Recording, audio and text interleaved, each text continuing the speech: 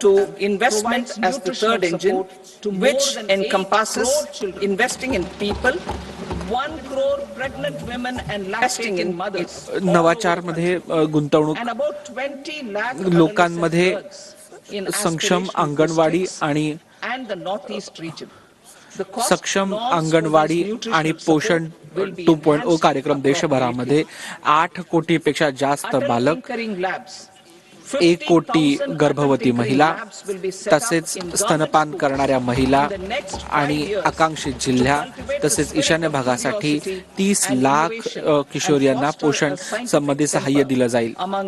या पोषण संबंधी सहाय्यासाठी खर्चामध्ये नक्की वाढ केली जाईल. अटल टिंकरिंग प्रयोगशाळा, आमच्या बालकांमध्ये जिज्ञासा आणि नवाचार भावनेला प्रोत्साहन देण्यासाठी तसेच वैज्ञानिक विचाराला प्रोत्साहन देण्यासाठी पुढच्या 5 वर्षांमध्ये सरकारी शाळांमध्ये 50,000 अटल टिंकरिंग प्रयोगशाळा सुरू करण्यात येणार आहेत.